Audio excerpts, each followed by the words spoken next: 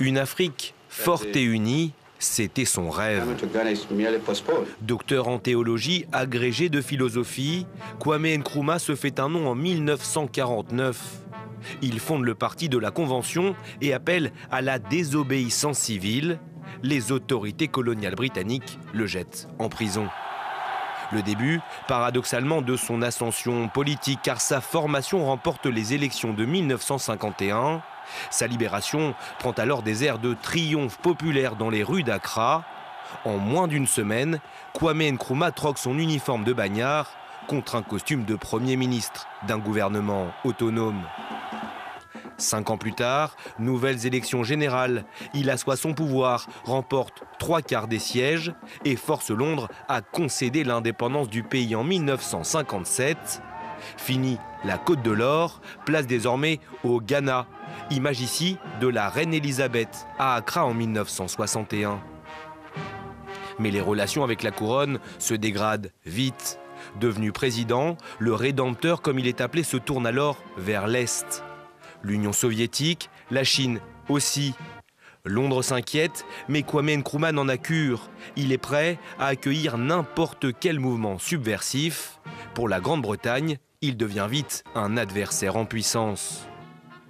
Au Ghana aussi, la colère monte, car sur place, toutes les voix dissidentes sont étouffées. Il est la cible d'au moins 4 tentatives d'assassinat.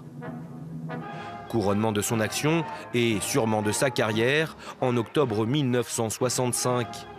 Kwame Nkrumah reçoit à Accra la plupart des chefs d'État africains appartenant à l'OUA. Ce sera la dernière fois qu'il aura l'occasion d'exposer à ses pairs son panafricanisme. L'Afrique doit s'unir, c'est son message, et il propose d'en être le chef. La méfiance s'installe chez ses homologues. Farouche anticolonialiste, il est renversé par un coup d'État militaire en 1966 alors qu'il se rend en Chine. Il trouve alors refuge dans la Guinée de Sékou Touré. Père de l'indépendance du Ghana, Kwame Nkrumah n'y retournera jamais de son vivant. Il s'éteint en 1972 en Roumanie, loin de son continent. Et pour en parler, nous sommes en direct d'Abidjan avec Hamzat Boukari, historien spécialiste du panafricanisme, auteur de Kwame Nkrumah, paru aux éditions Sétim en 2016. Merci beaucoup d'être avec nous. Alors tout d'abord, qu'est-ce qu'il faut retenir de l'indépendantiste, du panafricaniste Nkrumah, et que faut-il retenir du président? Y a-t-il 2 héritages?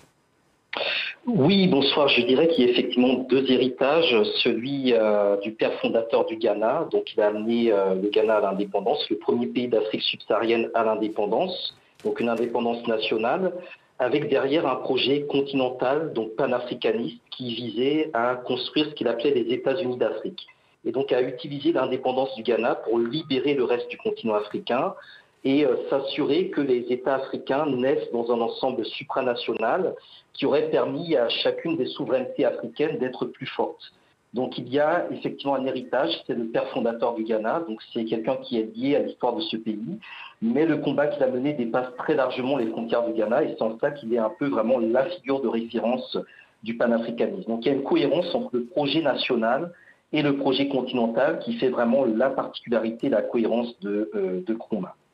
Alors, est-ce que 60 ans après les indépendances, la jeunesse africaine se réapproprie l'héritage de ces personnages? Je pense également à Thomas Sankara au Burkina Faso, dont on a beaucoup parlé en raison de la tenue du procès de son assassinat, ou pourquoi pas même Patrice Lumumba? Oui, il y a un travail de réappropriation qui se fait aujourd'hui dans les milieux artistiques, dans les milieux militants, dans les milieux intellectuels, qui ressuscite un certain nombre de figures de cette époque glorieuse des luttes indépendantistes, anti-impérialistes, et qui correspond peut-être aussi à un désir de voir des nouvelles figures africaines porter des positions fortes sur la scène internationale. Donc la jeunesse se reconnaît dans ces dirigeants qui avaient des projets ambitieux pour le continent africain et qui ont aussi tracé des lignes qui sont tout à fait pertinentes par rapport aux défis que connaît le continent africain, que ce soit les défis sécuritaires avec le projet d'une armée continentale, les défis monétaires avec la question d'une banque centrale africaine, ou les défis diplomatiques avec l'idée que l'Afrique doit parler d'une seule voix. Donc il y a une actualité de Kwame Nkrumah, de Thomas Sankara, de Patrice Lumumba, qui est très intéressante et qui reste, je dirais, à travailler au niveau notamment des programmes d'enseignement et des programmes universitaires. Alors pourquoi y a-t-il justement des personnages qui sont tombés dans les oubliettes de l'histoire? Je pense notamment au Camerounais Ruben Umniobé. Pourquoi est-il tombé dans l'oubli? Alors, certaines figures sont effectivement tombées dans l'oubli, tout simplement parce que l'histoire est écrite par les vainqueurs. Et Ruben Umniobé, avec l'Union des populations du Cameroun, fait partie d'une lutte indépendantiste qui a malheureusement été sauvagement réprimée et qui n'a pas pu porter ses fruits. Le cas de Nkrumah, c'est un chef d'État, c'est quelqu'un qui a mis le panafricanisme au pouvoir et qui a été aussi en mesure, je dirais, d'écrire sa propre histoire. Donc il y a aujourd'hui un travail au niveau des historiens pour remettre en avant des figures qui ont lutté pour l'indépendance de l'Afrique, mais qui ont été écartées précisément au moment où ces indépendances sont arrivées. Donc ça pose effectivement un travail sur le devoir de mémoire et sur l'actualité de ces figures comme celle de Ruben Umniobé, qui est quand même un des grands combattants de la libération de l'Afrique. Que reste-t-il aujourd'hui du panafricanisme? Alors, il en reste des références qu'on a citées, Nkrumah, Sankara, Lumumba. Il reste des projets qui ont été posés et qui n'ont pas pu aboutir du fait précisément des adversités de l'époque, un contexte de guerre froide, des difficultés de développement, des divisions intestines à l'intérieur des instances africaines. Et il reste surtout, je pense, un potentiel de réalisation de cette unité africaine à travers de nouvelles générations qui veulent réussir là où leurs aînés ont quelque part eu des difficultés à aller au bout de leur projet. Il reste enfin une institution, donc l'Union africaine, qui certes a énormément de difficultés à faire advenir un véritable panafricanisme, mais qui reste néanmoins une institution existante et dans laquelle doit se poser réellement la place du panafricanisme en tant que projet de libération et d'émancipation des peuples africains aujourd'hui. Merci beaucoup Hamzat Boukari. Je rappelle que vous êtes historien spécialiste du panafricanisme et auteur de Kwame Nkrumah, paru aux éditions Sétim en 2016. Merci beaucoup pour votre décryptage. C'est la fin du Journal de l'Afrique. Restez avec nous dans quelques instants, la suite de Paris Direct.